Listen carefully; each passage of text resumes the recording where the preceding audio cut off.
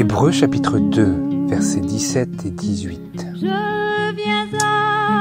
C'est pourquoi il a fallu qu'il devînt semblable en toutes choses à ses frères, afin qu'il fût un souverain sacrificateur miséricordieux et fidèle dans les choses de Dieu pour expier les péchés du peuple, car ayant été tenté dans ce qu'il a souffert, il peut secourir ceux qui sont tentés. Bonjour à tous, frères et sœurs. Car Christ ayant été tenté dans ce qu'il a souffert, il peut secourir ceux qui sont tentés. J'aimerais qu'on puisse contempler la réalité qui est ici exprimée dans la parole de Dieu vis-à-vis de ce que Jésus-Christ a souffert en ayant été tenté et de ce que il est devenu semblable en toutes choses à nous. Par la grâce de Dieu, on va aujourd'hui contempler cette réalité.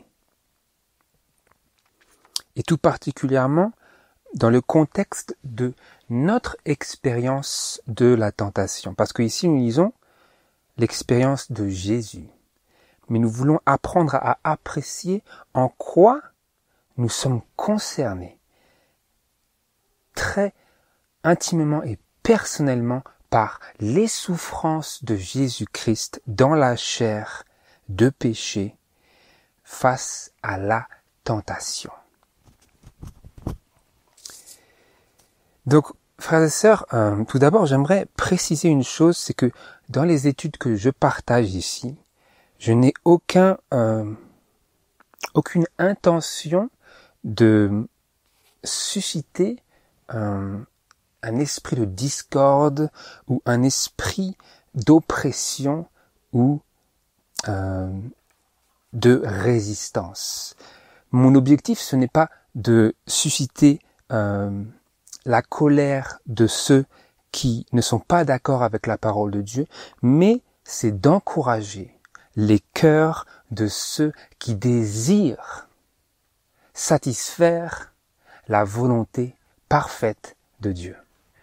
Donc, à titre indicatif et pour tout le reste des méditations que j'entreprends par la grâce de Dieu, eh bien, ce n'est en aucun cas destiné à des personnes qui n'ont pas une foi personnelle en la parole de Dieu. Ce n'est pas destiné à ce genre de personnes-là.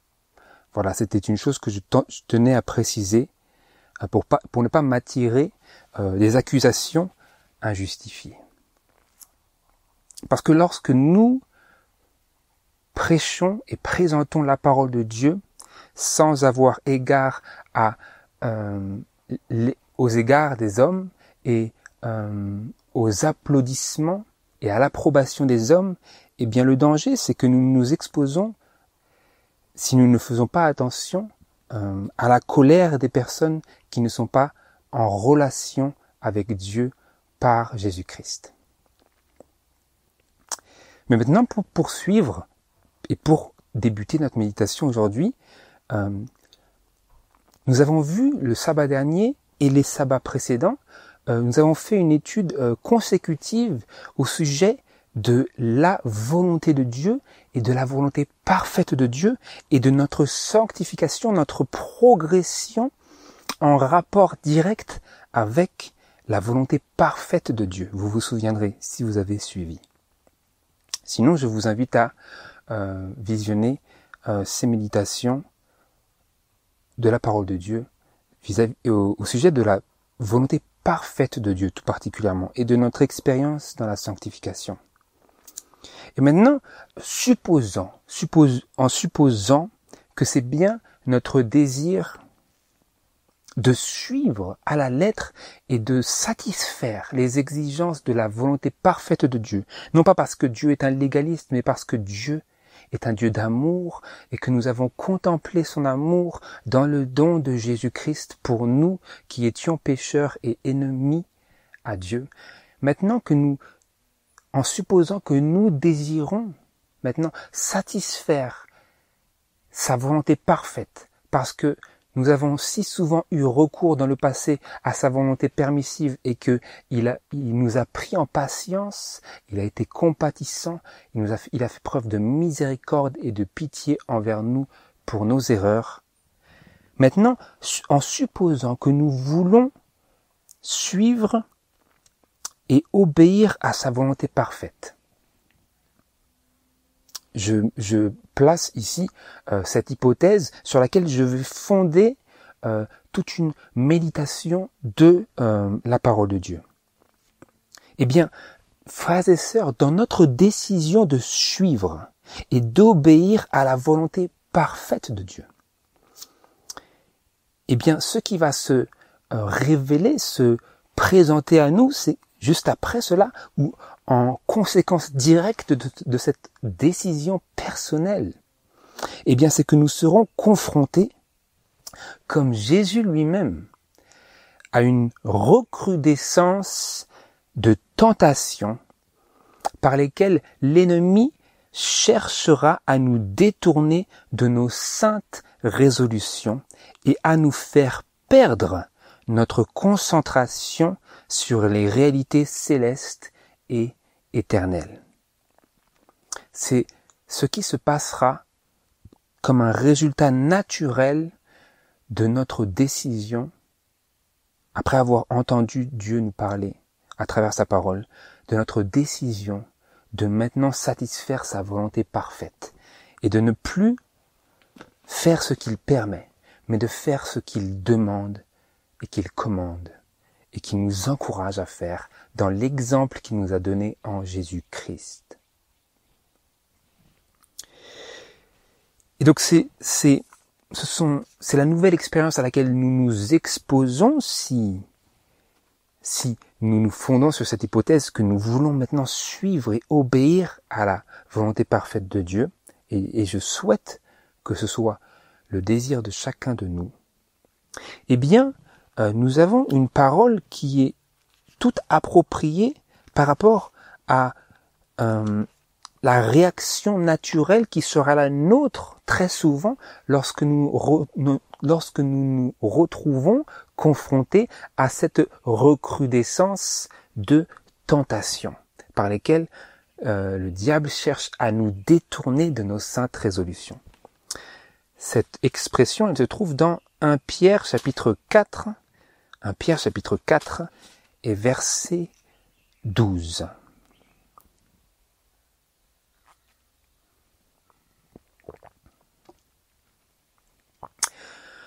Où je lis, « Bien-aimés, ne soyez point surpris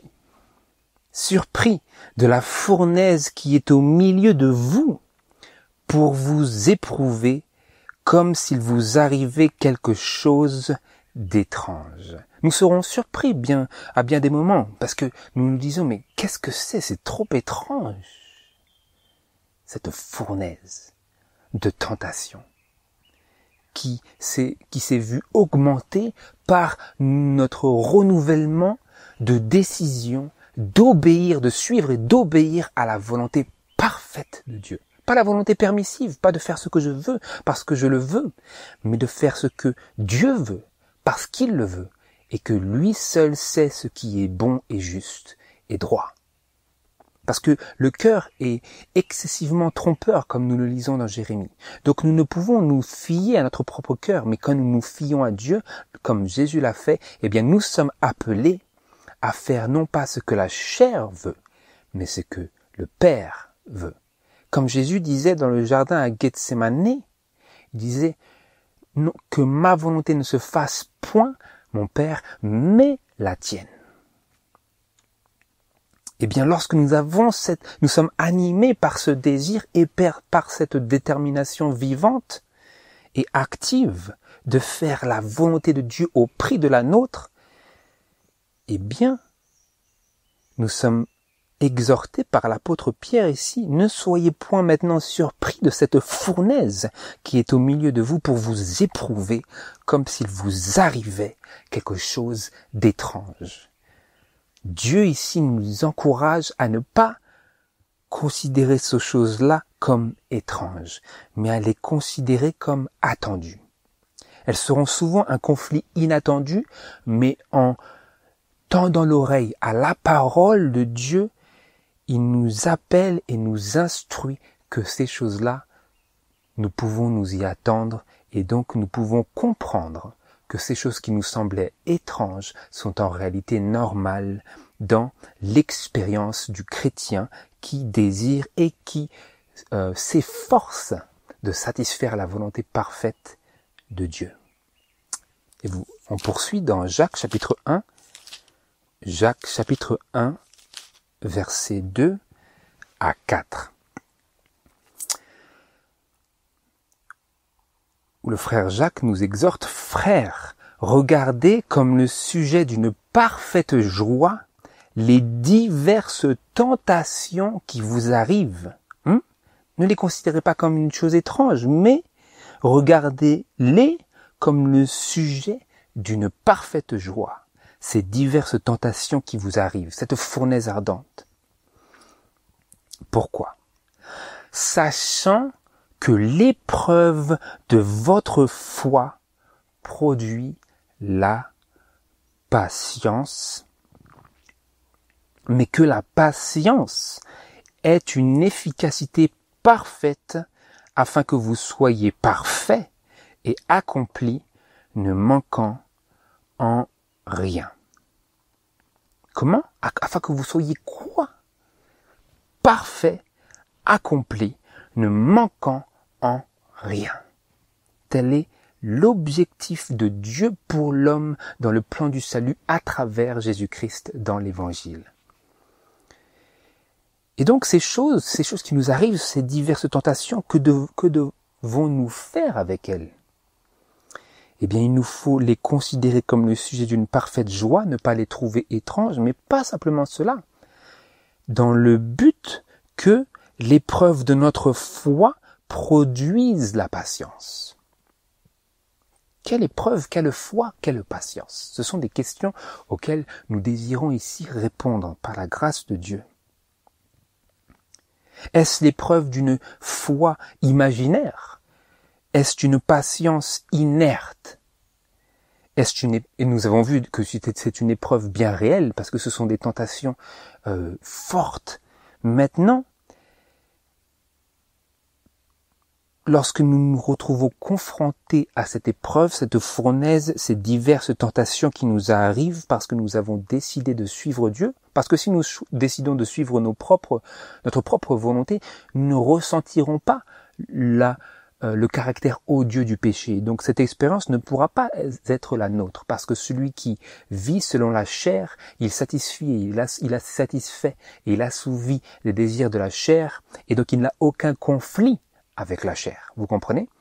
Mais le conflit vient lorsque nous désirons nous opposer au désir de la chair et faire la volonté de Dieu plutôt que la volonté de la chair de péché. Comme Jésus nous en a donné l'exemple. Qu'est-ce qu'il faut maintenant, lorsque nous décidons de faire cela, de suivre l'exemple de Jésus ? Il faut que l'épreuve de notre foi produise la patience. Mais il dit, mais que la patience est une efficacité parfaite. Il faut que ce soit une patience efficace, afin que vous soyez parfaits et accomplis, ne manquant en rien. Donc il faut que cette épreuve crée en vous une patience, mais pas une patience inerte, pas une patience qui n'accomplit rien, pas une patience qui se laisse aller par le cours d'eau de la tentation, mais une patience qui soit active, une patience qui soit le fruit d'une foi vivante qui est agissante par l'amour de Dieu, comme nous avons lu dans Galates précédemment, dans nos études précédentes. Il faut que nous ayons une foi vivante, une foi agissant par l'amour, Et il faut que cette épreuve de notre foi produise une patience, c'est-à-dire le fruit d'un effort personnel et réel de résister à la tentation. Telle est la patience que Dieu veut que nous atteignions. Et d'ailleurs, nous lisons dans Apocalypse chapitre 14, qui est le message du troisième ange. Dans Apocalypse chapitre 14, nous lisons vis-à-vis de ce troisième ange et de ce peuple qui naît au sein de ces épreuves de la période des trois anges, qui n'est autre que la période de la purification du sanctuaire. Nous lisons à Apocalypse chapitre 14 verset 20, c'est ici la patience des saints, ce sont ici ceux qui gardent les commandements de Dieu et la foi de Jésus. Il y a ici un lien étroit entre ces trois aspects, parce que la patience des saints, elle ne peut que naître d'une épreuve où les tentations se sont accrues parce que le désir de satisfaire la volonté parfaite de Dieu s'est affermi dans le cœur de ces personnes-là. Et ils ont décidé de garder les commandements de Dieu et ils ont manifesté la foi de Jésus pour résister à la tentation de désobéir à Dieu. Et donc de ne pas garder ses commandements. Mais garder les commandements de Dieu, c'est lui obéir. Faire sa volonté et non point la nôtre. Non point celle de la chair. Et cela nécessite la foi de Jésus. Pas une foi inerte, pas une foi imaginaire, pas la foi que moi j'imagine être la foi dont la parole de Dieu parle, mais la foi que Jésus a manifestée. Et d'ailleurs, en parlant de ce Jésus et de cette foi de Jésus, qui seul peut produire cette patience qui aura une efficacité parfaite afin que nous soyons enfin parfaits et accomplis, ne manquant en rien pour l'avènement de Jésus-Christ, eh bien nous lisons maintenant Hébreux chapitre 4. Hébreux chapitre 4, versets 14 et 15.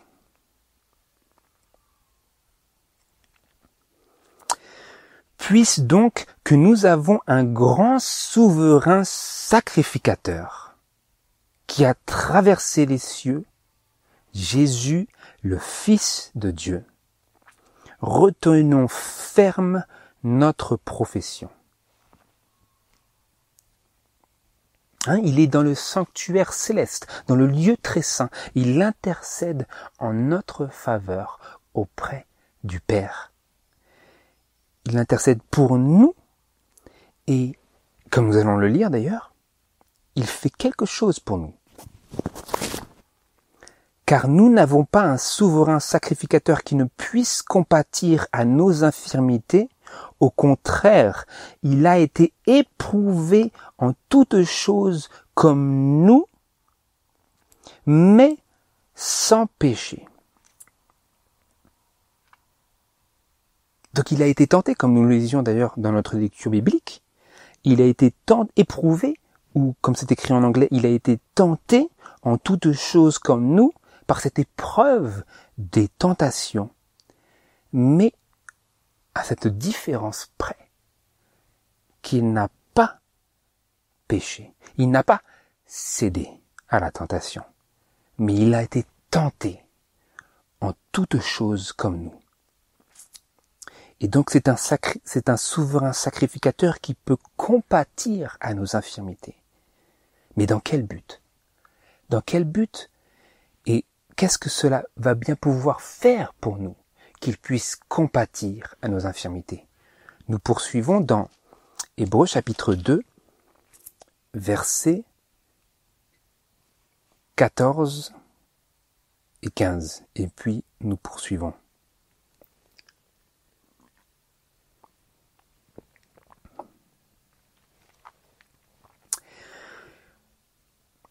Puisse donc que les enfants participent de la chair et du sang, en parlant de nous qui sommes enfants d'Adam, puisse donc que les enfants participent de la chair et du sang, Jésus, en a aussi d'eux-mêmes participé, afin que par la mort, il détruisit celui qui avait la puissance de la mort, c'est-à-dire le diable, et qu'il délivra tous ceux qui, par la crainte de la mort, étaient toute leur vie assujettis à la servitude. Verset 17.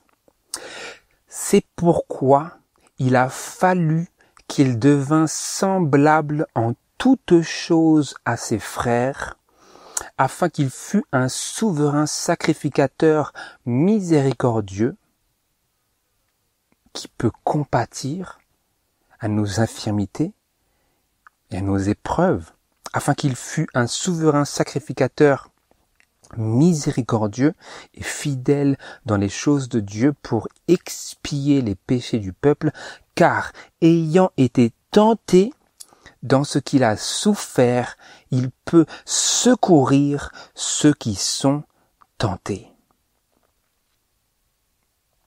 Voilà l'utilité, le but pour nous que Jésus puisse compatir à nos infirmités.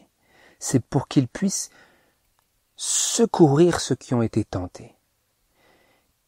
Et d'ailleurs, parce qu'il a été tenté dans ce qu'il a souffert et qu'il a été éprouvé en toutes choses comme nous lisons au chapitre 4, verset 16, « Allons donc avec confiance au trône de la grâce, afin d'obtenir miséricorde et de trouver grâce pour être secourus dans le temps convenable. » Il y a ici une activité très précise qui est ici exprimée, que l'on veut pouvoir discerner et comprendre, et pas simplement lire ces choses comme une expression vague de quelque chose que nous ne savons pas, dont nous ne comprenons pas le sens. Allons donc avec confiance au trône de la grâce, afin d'obtenir miséricorde et de trouver grâce pour être secourus dans le temps convenable. Et c'est précisément dans le temps de la tentation, dans le temps de l'épreuve, que nous avons besoin d'obtenir la miséricorde pour que nous ayons l'assurance que nous nous tenons justifiés devant Dieu et de trouver la grâce, la force pour être secourus dans le temps convenable. Donc ici, c'est une information, une déclaration de l'inspiration qui nécessite un angle plus élargi pour comprendre et pour laisser à la Bible l'opportunité de s'exprimer elle-même. Afin que nous n'ayons pas une vision étroite de la parole de Dieu, mais que nous ayons une vision élargie du sens bien concret que nous pouvons nous approprier et auquel nous trouverons une application très pratique dans notre vie quotidienne. C'est ce que nous essayons ici de faire aujourd'hui. Et j'aimerais ici, pour poursuivre, lire dans le livre Jésus-Christ, à la page 98 et au paragraphe 1. Certains prétendent que Christ ne pouvait être vaincu par la tentation. Mais il n'aurait pu alors occuper la position d'Adam et remporter la victoire où Adam était tombé.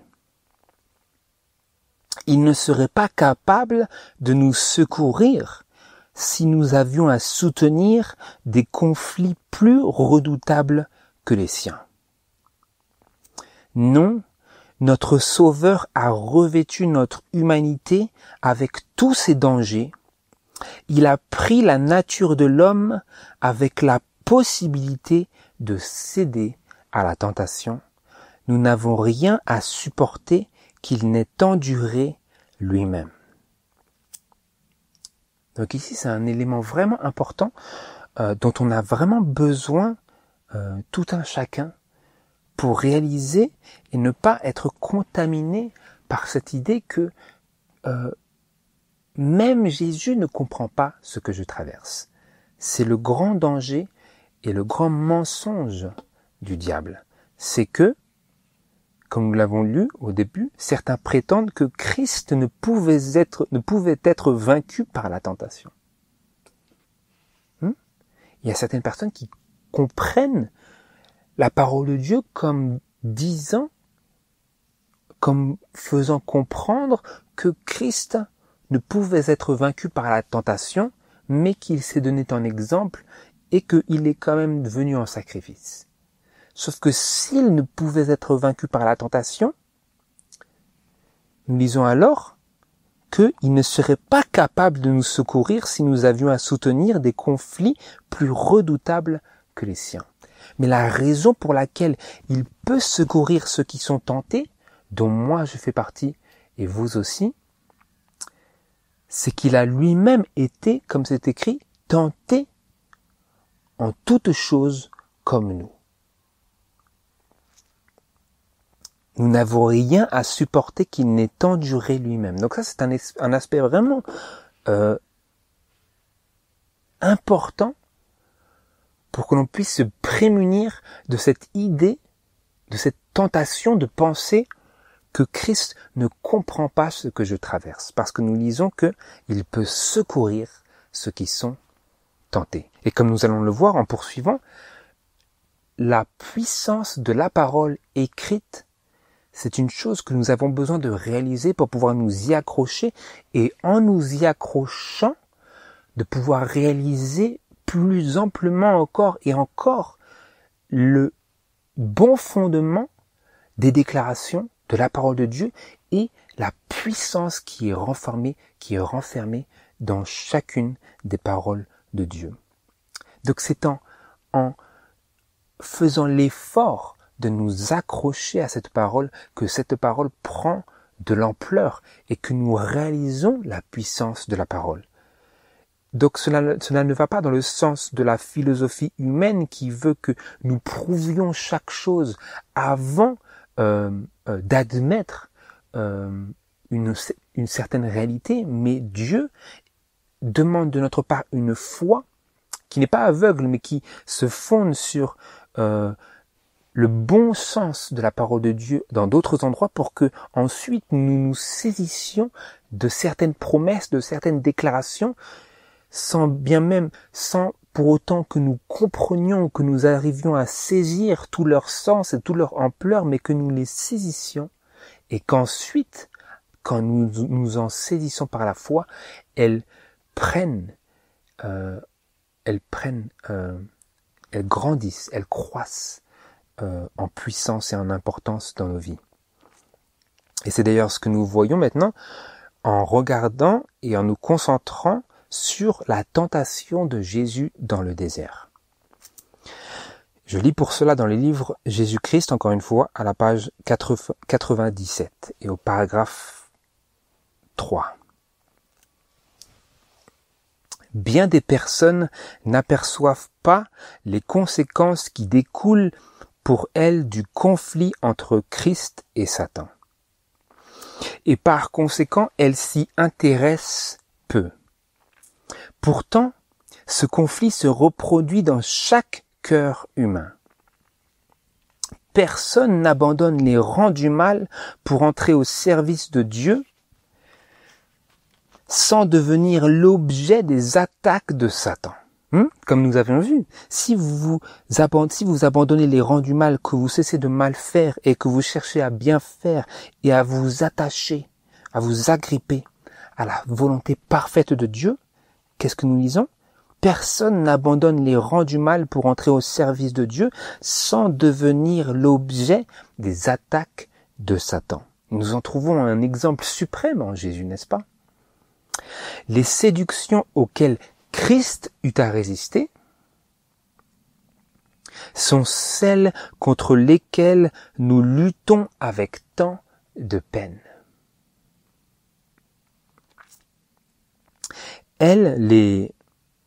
les séductions, elles furent d'autant plus violentes que son caractère à Christ était supérieur au nôtre. Donc, la violence et la force des séductions et des tentations auxquelles Jésus a été exposé était proportionnelle à sa noblesse de caractère. Portant sur lui le poids effroyable des péchés du monde, Christ fut soumis, écoutez bien maintenant, Christ fut soumis à l'épreuve de l'appétit, de l'amour du monde et du désir de paraître qui fait tomber dans la présomption. Vous avez ici les 3 tentations auxquelles Jésus a été confronté dans le désert, dans Matthieu chapitre 4, vers lequel nous allons nous tourner, à la différence près que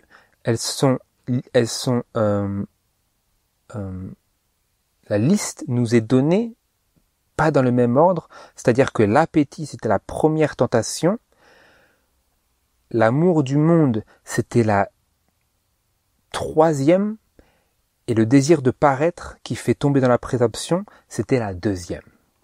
Donc, pour que l'on puisse se retrouver par la suite. À quelle épreuve Jésus fut-il soumis? Portant sur lui le poids effroyable des péchés du monde, Christ fut soumis à l'épreuve de l'appétit, de l'amour du monde et du désir de paraître qui fait tomber dans la présomption. Donc nous n'allons pas nous concentrer sur celle-ci, mais je vous rappelle brièvement que dans la seconde tentation, Satan s'est approché de Jésus, ou plutôt nous y allons d'ailleurs, dans Matthieu chapitre 4.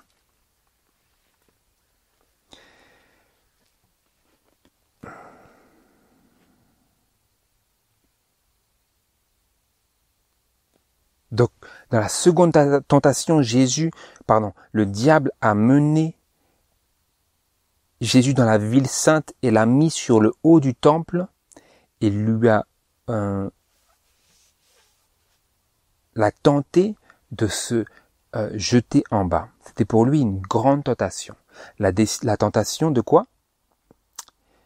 Du désir de paraître qui fait tomber dans la présomption. Et l'amour du monde, c'était la tentation où le diable a mené encore une fois Jésus sur une montagne fort haute et lui a montré tous les royaumes du monde et leur gloire et lui a dit « Je te donnerai toutes ces choses si te prosternant tu m'adores. » Mais celle sur laquelle on veut se concentrer aujourd'hui, c'est la première.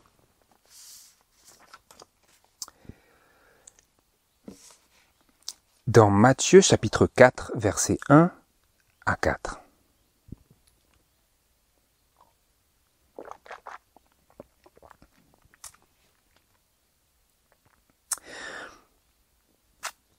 Alors Jésus fut emmené par l'Esprit dans le désert pour être tenté par le diable. Et après qu'il eut jeûné 40 jours et 40 nuits, il eut faim. Et s'étant approché de lui, le tentateur lui dit, « Si tu es le Fils de Dieu, dis que ces pierres deviennent des pains. » Mais Jésus répondit, « Il est écrit, l'homme ne vivra pas de pain seulement, mais de toute parole qui sort de la bouche de Dieu. »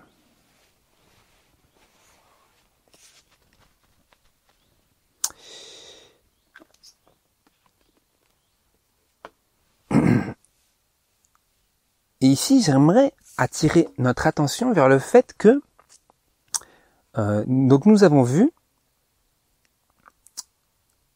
dans cette liste des 3 tentations auxquelles Jésus a été confronté, que Christ fut soumis à l'épreuve de l'appétit, de l'amour du monde et du désir de paraître, qui fait tomber dans la tentation. La première tentation c'était l'épreuve de l'appétit. Satan a tenté Jésus-Christ sur l'appétit. Et il lui a dit que ces pierres deviennent des pains. Donc vous voyez, frères et sœurs, ici il y a un danger, c'est que nous ne percevions pas l'ampleur et l'impact, comme nous l'avions lu d'ailleurs précédemment, de ce conflit entre Jésus et Satan, et notamment du caractère de l'aspect en quoi ces choses nous concernent.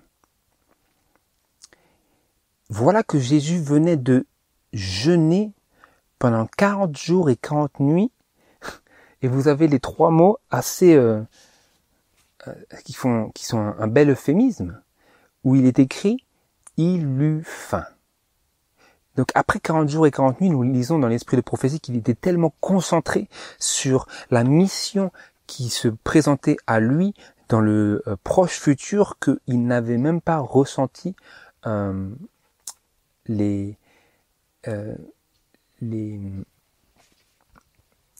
la force de la faim. Il n'avait pas ressenti cette faim, mais après 40 jours, il a commencé à avoir faim. Et vous pouvez imaginer de quelle faim il s'agissait. Et c'est à ce moment-là où il était au plus faible que le diable s'est présenté à lui et lui a fait cette tentation. Si tu es le Fils de Dieu, dis que ces pierres deviennent des pains. Donc lorsque vous êtes émacié et que vous êtes affaibli, fragilisé parce que vous n'avez pas mangé pendant 40 jours, ici dans l'expérience de Jésus, eh bien votre capacité à être ferme, elle est d'autant plus amoindrie. Et votre désir de manger, vous êtes en danger que ce désir-là, cet appétit, prenne le dessus sur tout votre bon raisonnement. Et c'est exactement la situation dans laquelle Jésus s'est retrouvé pour nous. Et le diable lui a tenté d'exercer son pouvoir pour se nourrir, pour satisfaire cette faim intense. Mais Jésus a répondu, il est écrit. Il a eu recours à une puissance autre que le simple appétit de base et primordial de l'homme. Face même à cet appétit, à ce besoin le plus basique de la nature humaine pour nous venir en aide dans nos tentations. Dieu a vu bon dans sa sagesse que Jésus puisse être confronté à une telle tentation suprême et intense où il se retrouverait dans la nécessité d'être confronté à un besoin de base de l'organisme humain et un besoin fondamental de soumission et d'obéissance parfaite et ininterrompue à Dieu.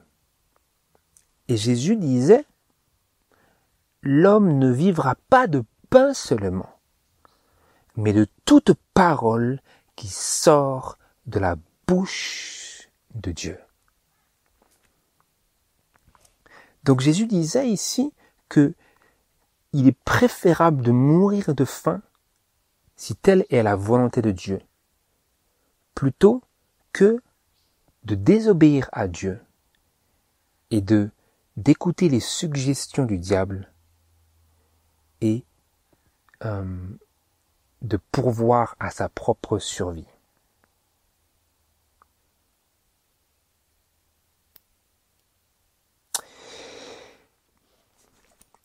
J'aimerais lire ici, encore une fois, l'esprit de prophétie dans le livre Jésus-Christ à la page 98 et au paragraphe 2 et 3.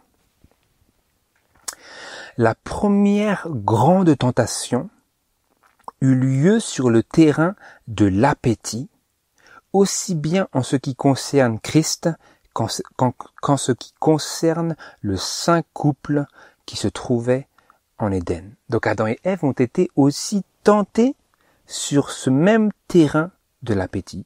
Ou plutôt, Jésus a été tenté sur ce même terrain sur lequel Adam et Ève étaient tombés. Notre rédemption a commencé à l'endroit même où avait commencé notre ruine. Tout comme Adam tomba en cédant à l'appétit, Christ devait obtenir la victoire en y renonçant. Vous voyez le parallèle, ou plutôt le paradoxe, le contraste. Tout comme Adam tomba en cédant à l'appétit, Christ devait obtenir la victoire en y renonçant. Donc Adam a échoué en assouvissant son appétit et Christ a obtenu la victoire en renonçant à l'appétit. Et ensuite elle cite ce que nous venons de lire, et après qu'il eut jeûné 40 jours et 40 nuits, il eut faim, etc. Et il répondit au diable, il est écrit, l'homme ne vivra pas de pain seulement, mais de toute parole qui sort de la bouche de Dieu. Donc l'homme ne vivra pas seulement de pain, de choses qui satisfont sa faim, mais il vivra aussi de toute parole qui sort de la bouche de Dieu, d'une relation ininterrompue d'obéissance et de foi en la parole de Dieu. Depuis Adam jusqu'à Jésus-Christ, les appétits et les passions, à force d'être assouvis par les hommes, s'étaient accrus jusqu'à avoir une emprise presque illimitée. Aussi les hommes étaient-ils devenus avilis et malades, et il leur était impossible de remporter la victoire par eux-mêmes. Pourquoi ? Parce que les hommes avaient assouvi leurs appétits et leurs passions jusqu'à ce que ceux-ci aient une emprise presque illimitée sur la nature humaine. Et n'est-ce pas aussi notre condition ? En quoi sommes-nous meilleurs que ceux qui vivaient au temps de Jésus-Christ ? Les hommes étaient devenus avilis et malades à cause de cet assouvissement constant de leurs appétits et de leurs passions. Et Jésus est venu remporter la victoire sur ce même terrain-là où l'homme a si souvent failli et échoué. Christ triompha pour l'homme en se soumettant à la plus rude épreuve. Par amour pour nous, il exerça sur lui-même une maîtrise plus forte que la faim ou la mort. Vous voyez ce que je disais juste avant ? Il exerça sur lui-même une maîtrise plus forte que la faim ou la mort. Une maîtrise, une soumission à la volonté de Dieu et une obéissance à la parole de Dieu qui triompherait de même la plus grande faim ou même d'une mort dont on serait menacé parce qu'on a tellement faim. Mais c'est lui qui a traversé cette épreuve, donc on n'a pas réellement besoin de jeûner 40 jours et 40 nuits, simplement dans la force et l'intensité de cette épreuve qu'il a traversée, il nous montre à quel point est grand le danger de céder à la tentation sur le point de l'appétit et combien grand doit être aussi notre exercice de maîtrise forte sur notre corps, comme nous allons le voir. Sa première victoire a rendu possible notre propre victoire dans tous les conflits avec les puissances des ténèbres. Donc, je n'ai pas aussi ici les autres déclarations sur ce sujet-là, mais nous lisons aussi également dans l'esprit de prophétie que l'appétit est, pour ainsi dire, une porte d'entrée sur toutes les autres propensions au mal qui résident dans la chair humaine, dans la nature humaine pécheresse. Et que lorsque nous exerçons une maîtrise sur cet appétit et que nous le tenons, que nous le mettions une bride, que nous régissions par notre raison, éclairée par la sagesse de Dieu et la parole de Dieu, que nous exerçons et que nous régissions cet appétit par une raison éclairée, eh bien à ce moment-là, cela rend possible notre victoire dans tous les autres conflits avec les puissances des ténèbres. C'est à ce point important. Et c'est la raison pour laquelle il entra dans ces trois tentations avec une condition d'esprit qui lui permit surtout de vaincre la première. Parce qu'il était tellement affamé que la première aurait pu faire tomber tout autre être sur la planète. Mais Jésus-Christ a vaincu sur le point de l'appétit. Et ici, il y a quelque chose, une chose vers laquelle j'aimerais attirer votre attention, frères et sœurs, et qui renferme tout particulièrement du sens pour moi personnellement, et j'espère que je vais pouvoir vous communiquer cet attrait que j'ai trouvé dans l'exploration du sens de la parole de Dieu, et surtout de la signification du mot appétit et de ce que l'appétit renferme. Parce que nous avons lu, je le relis pour que vous voyez bien que nous nous basons sur les déclarations de la parole de Dieu et de l'esprit de prophétie. Depuis Adam jusqu'à Jésus-Christ, les appétits et les passions, à force d'être assouvis, s'étaient accrus jusqu'à avoir une emprise limitée. C'était juste avant.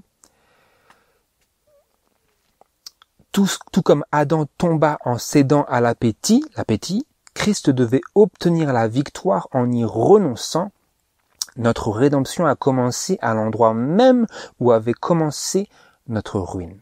Donc notre rédemption, elle commence sur le point de l'appétit. N'est-ce pas? Et notre ruine a débuté aussi sur le point de l'appétit.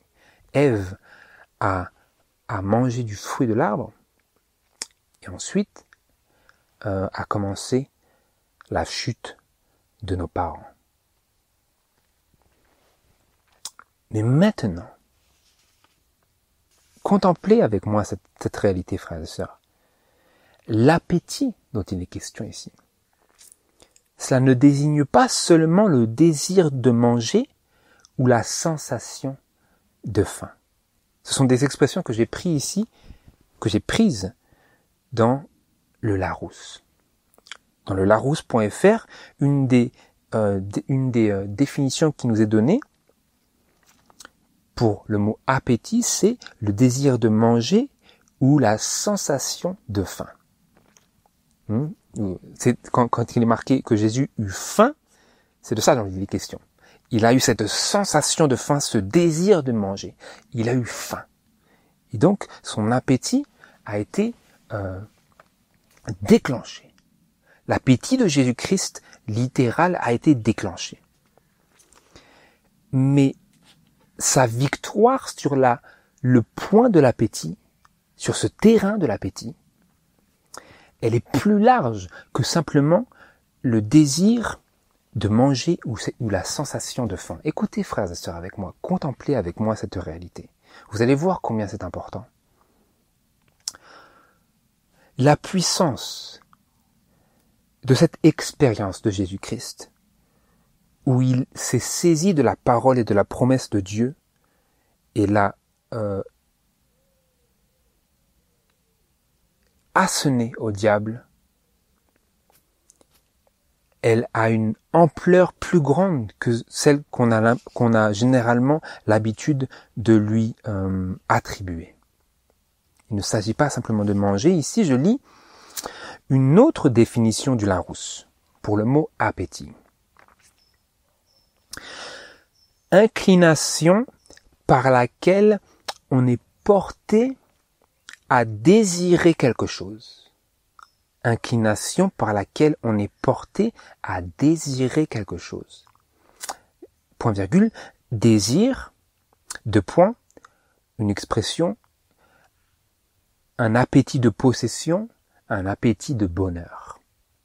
Donc c'est possible d'avoir un appétit d'autre chose que de nourriture, ou une soif, un appétit, une inclination par laquelle on est porté à désirer quelque chose, une inclination par laquelle on est porté à désirer quelque chose, un appétit. Vous comprenez?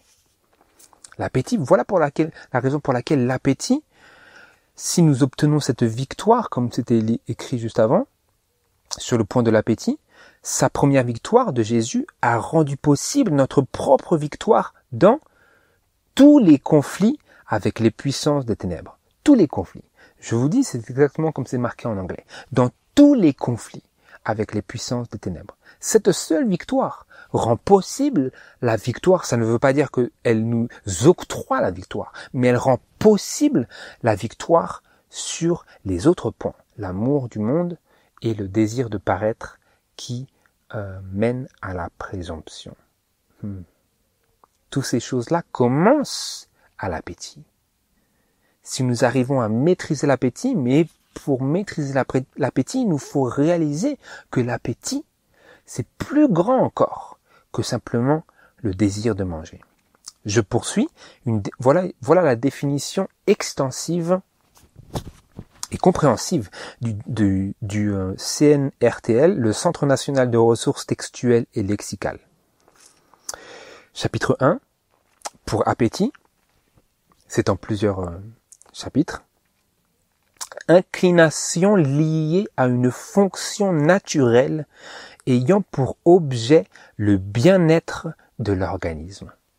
Une définition, voilà la définition première de l'appétit.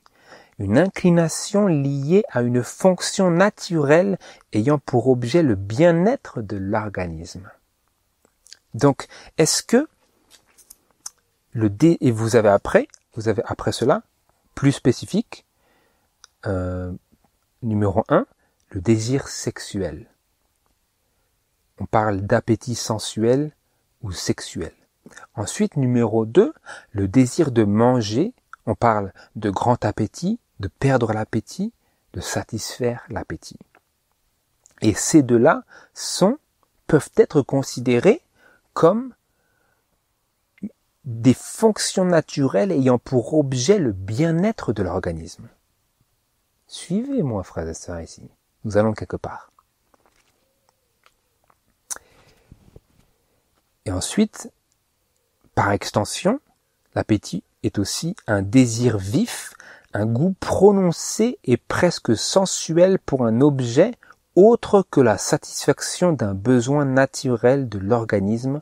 On parle d'appétit d'argent ou de gloire. Et les syntagmes ou les couples de mots où nous trouvons le mot appétit seraient un appétit d'autorité, un appétit de domination, un appétit de gain, de bonheur, d'héroïsme, d'indépendance, de malheur, de vengeance. Toutes ces choses sont des appétits. Ça peut se transformer en passion, mais c'est avant tout des appétits. Ils peuvent être aussi dénaturés. Quoique un appétit de malheur, ça ne peut pas être bon. Mais un appétit de vengeance, cela peut être justifié par la parole de Dieu, mais cela peut être perverti. Mais ici, j'aimerais attirer votre attention surtout sur le fait que les appétits, vis-à-vis duquel terrain Jésus avait besoin d'obtenir une victoire, ce sont des inclinations liées à une fonction naturelle ayant pour objet le bien-être de l'organisme. N'est-ce pas pour le bien-être de l'organisme que nous avons une inclination à manger? Si vous ne l'aviez pas, qu'arriverait-il de vous? Vous pourriez mourir parce que vous ne ressentez pas que votre corps a besoin de manger. Eh bien, quand bien même Jésus avait ce sentiment qui lui est venu par lequel son corps lui a déclaré qu'il avait besoin de manger, eh bien, il a dit, l'homme ne vivra pas seulement de pain. Oui, l'homme vit de pain, il ne peut pas vivre sans se nourrir, mais il vivra quoi? Mais il vivra de toute parole qui sort de la bouche de Dieu. Donc la parole de Dieu aussi est une nourriture, disait Jésus, par extension. Et il est plus important de vivre de la parole de Dieu que de se nourrir des choses qui font vivre le corps. Vous comprenez? Dans le contexte de la nécessité d'obéir à la parole de Dieu, en contraste avec les tentations du diable où il nous suggère et nous incite à être présomptueux. Ce qu'il demandait à Jésus de faire, c'est dit que ces pierres se changent en pain. C'est une présomption sur le prétexte de l'appétit.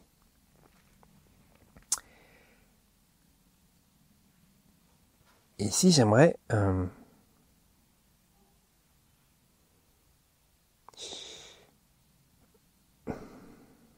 donc ça, nous avons lu.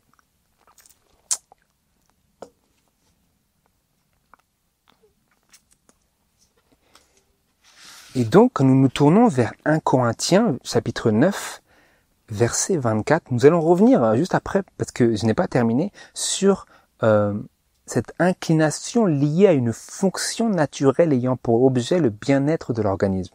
Vous allez voir que c'est chargé de sens. Et dans 1 Corinthiens chapitre 9, verset 24, nous retrouvons dans le contexte des exhortations de l'évangile pour le chrétien.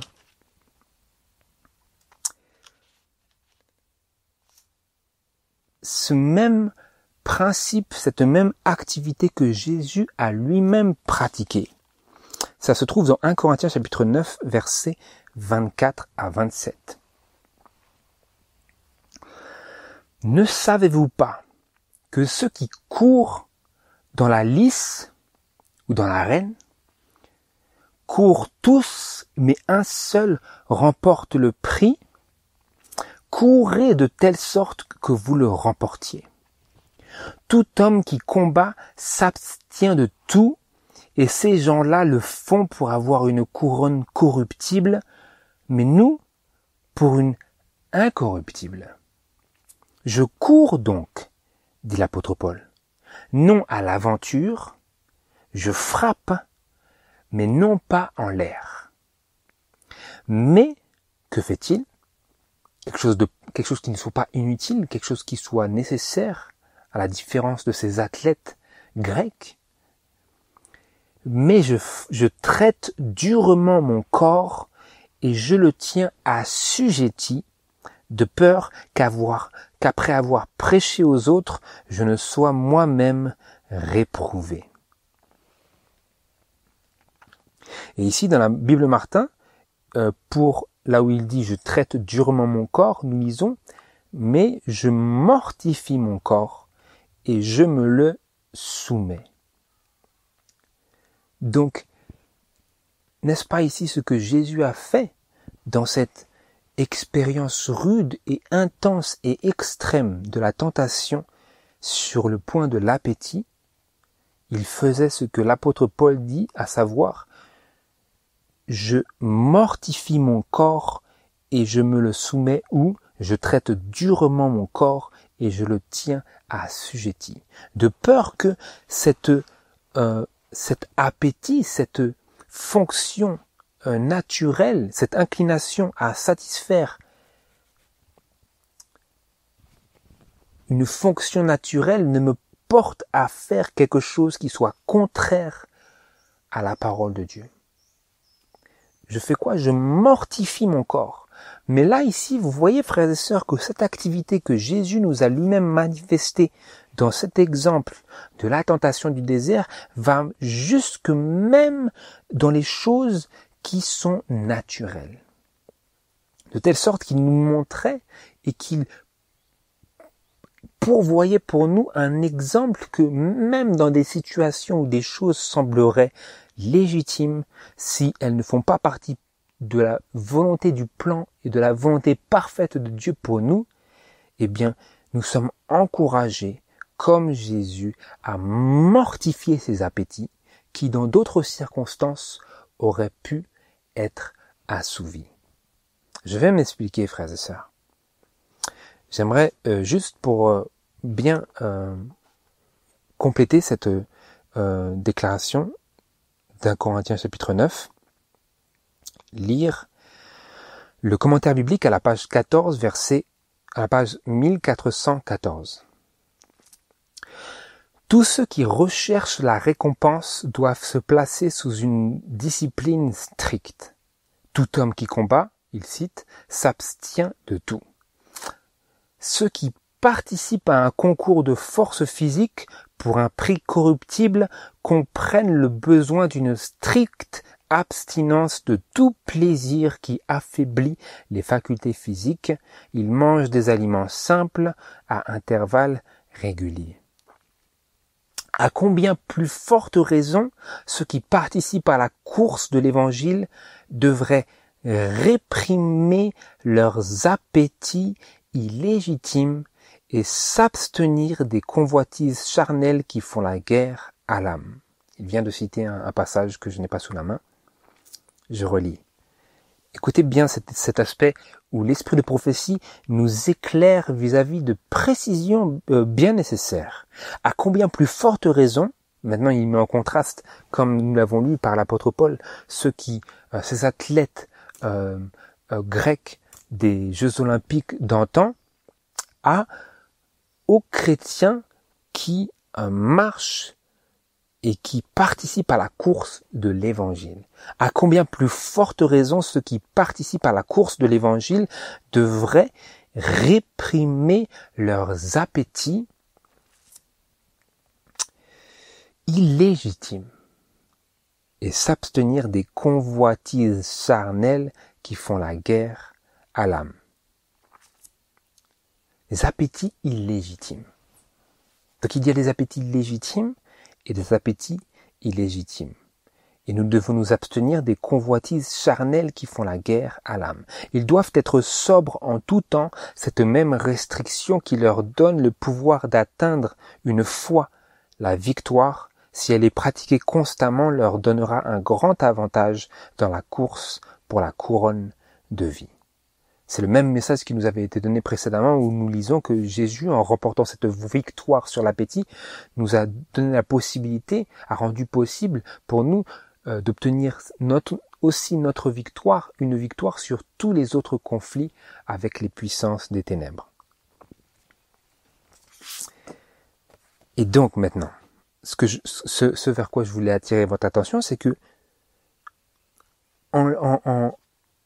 en rejoignant ici tous ces messages que nous venons de recevoir de la part du Seigneur, nous voyons bien que nous devons apprendre à nous abstenir d'appétits qui nous sont naturels, mais qu'il nous serait illégitime d'assouvir dans nos circonstances. Réfléchissez avec moi sur cet aspect-là. Était-il illégitime pour Jésus, dans d'autres circonstances, d'assouvir sa faim? Qu'est-ce qui empêchait Jésus d'assouvir sa faim? Eh bien, la providence de Dieu manifestait bien que, bien sûr, c'était la volonté de Dieu qu'il mange à un certain moment, mais pas à ce moment-là. Parce que le moment présent, que nous lisions dans Matthieu chapitre 4, le moment de la tentation dans le désert, c'était le moment de la tentation. Ce n'était pas le moment de manger. Vous comprenez ? D'où ce que je disais, c'est que nous devons apprendre à nous abstenir d'appétits qui nous sont naturels, mais qu'il nous serait illégitime d'assouvir dans nos circonstances.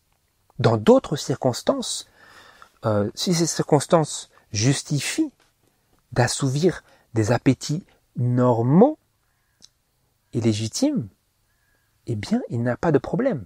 Si vous êtes le matin, il n'y a pas de problème à manger, à satisfaire cet appétit. S'il est le midi, il n'y a pas de problème à manger, à assouvir cet appétit, cette inclination, je le relis, cette inclination liée à une fonction naturelle ayant pour objet le bien-être de l'organisme. Selon les circonstances. Maintenant, j'aimerais nous fournir des exemples pour bien cerner. Et c'est un exemple assez extrême, mais qui reflète bel et bien les circonstances et les épreuves auxquelles nous sommes confrontés dans ces derniers jours, et étant animés du désir de suivre et d'obéir à la volonté parfaite de Dieu. Eh bien, un exemple, c'est que dans ce contexte de notre nécessité de nous abstenir d'appétits qui nous sont naturels, mais qui nous seraient illégitimes d'assouvir dans nos circonstances, eh bien, une femme aura peut-être le désir d'avoir un homme, un mari, et d'avoir des enfants. C'est un désir. J'aimerais vous rappeler que Dieu, dans Genèse chapitre, ce sont des choses que je connais très bien. Des hommes et femmes sont malmenés par le diable sur ces sujets-là.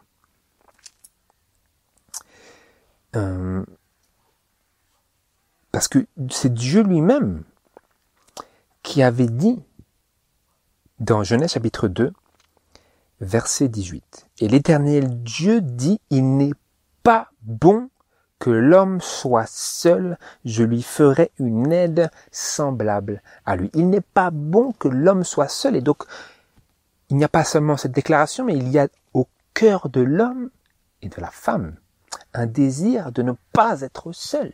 Ou plutôt d'être joint. Parce que juste après, il dit, j'y repars, parce que c'est très important que nous discernions l'impact de la tentation, de l'exemple de Jésus dans la tentation du désert vis-à-vis de nous-mêmes, qui sommes aussi tentés et confrontés à des tentations sans précédent.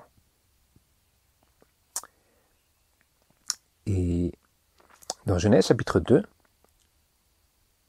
Dieu a créé Ève, et Adam dit, celle-ci enfin est eau de mes eaux, et chair de ma chair, celle-ci sera nommée femme, en hébreu Isha, car elle a été prise de l'homme, en hébreu Ish. Prise de l'homme. Elle était à ce point proche de lui. C'est pourquoi, verset 24, l'homme laissera son père et sa mère, et s'attachera à sa femme, et ils seront une seule chair. Or, Adam et sa femme étaient tous deux nus, etc.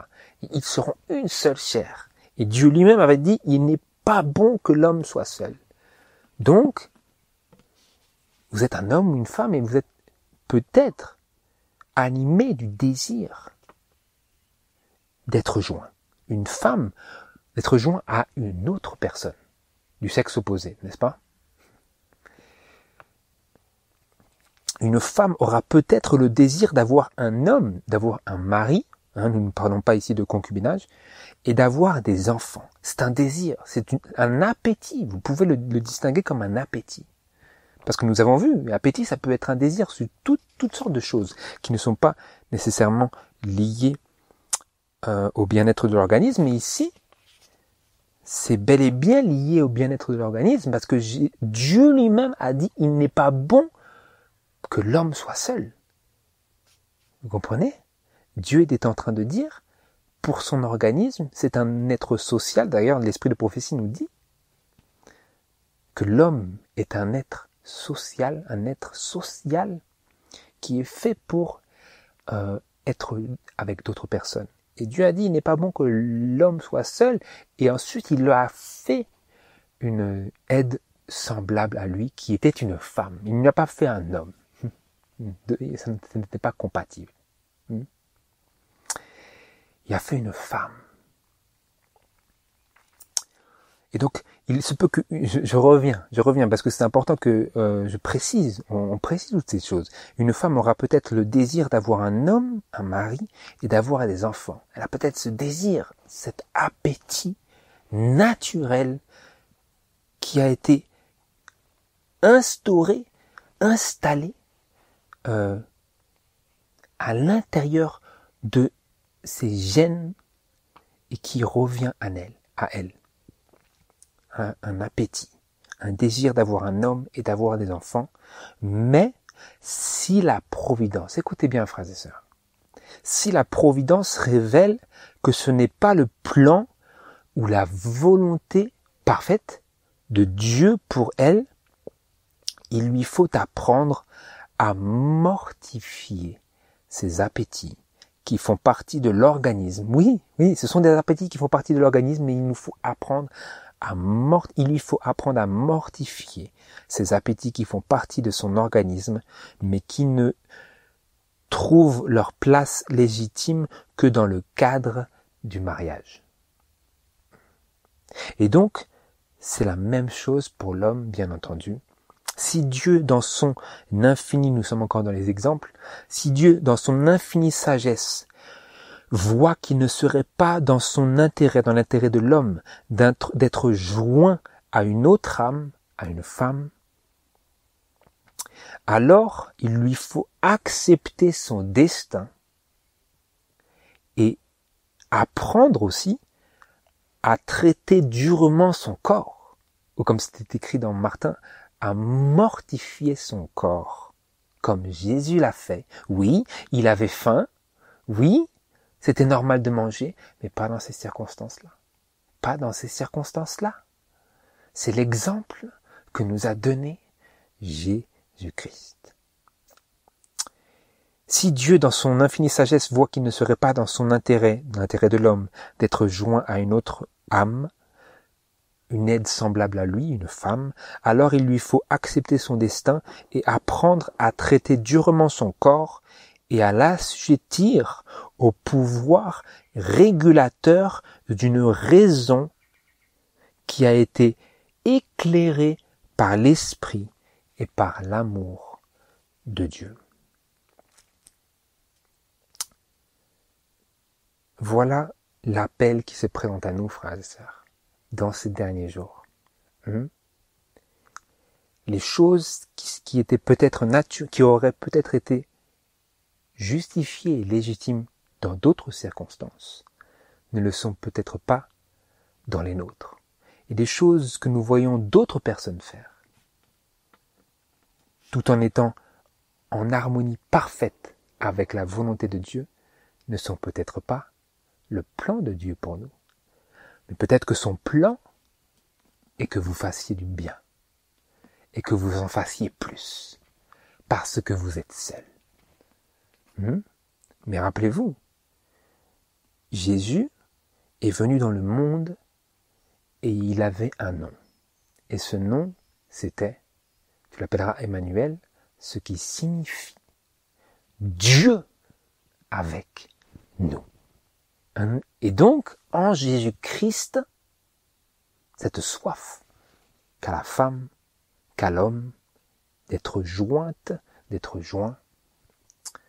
à un autre, à une aide semblable à lui, à elle, elle est satisfaite en Jésus-Christ, qui est Dieu avec nous.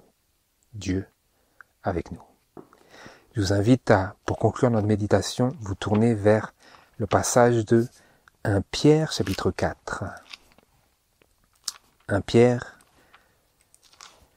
chapitre 4, versets 1 et 2.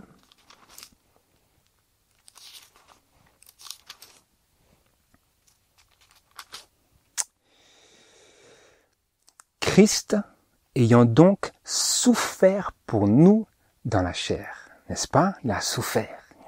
Il a dit, non point ma volonté soit faite, Seigneur mon Père, mais la tienne. Christ ayant donc souffert pour nous dans la chair, vous aussi, armez-vous de cette même pensée que celui qui a souffert dans la chair a cessé de pécher, afin de ne plus vivre selon les convoitises des hommes, mais selon la volonté de Dieu, pendant le temps qui lui reste à vivre dans la chair. Versets 12 et 13. Bien-aimés, ne soyez point surpris de la fournaise qui est au milieu de vous pour vous éprouver, comme s'il vous arrivait quelque chose d'étrange. Et maintenant le verset 13 que nous n'avions pas lu.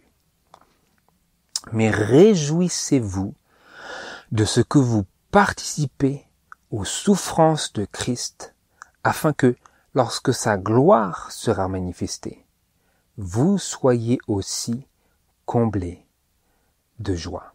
Et verset 19, que ceux donc qui souffrent par la volonté de Dieu lui recommandent leurs âmes comme à un créateur fidèle en faisant le bien. C'est un créateur fidèle. Il est fidèle. N'est-ce pas ce que l'on cherche chez un compagnon, qu'il soit fidèle, qu'il nous chérisse? Dieu est tout cela. Jésus-Christ, Emmanuel, est Dieu avec nous. Et donc, lorsque nous souffrons dans la chair, par la volonté de Dieu, nous pouvons lui recommander notre âme et dire, Seigneur, c'est toi qui es mon ami fidèle et tendre, n'est-ce pas? Et en nous armant de cette même pensée que celui qui a souffert dans la chair, tout comme Jésus, a cessé de pécher. Et donc, frères et sœurs, puissions-nous, étant armés de cette pensée, nous réjouir de ce que, si nous faisons ces choses-là, nous participons aux souffrances de Christ, afin que, lorsque sa gloire sera manifestée, nous soyons aussi, avec les rachetés, comblés de joie. C'est ma prière. Au nom de Jésus. Amen.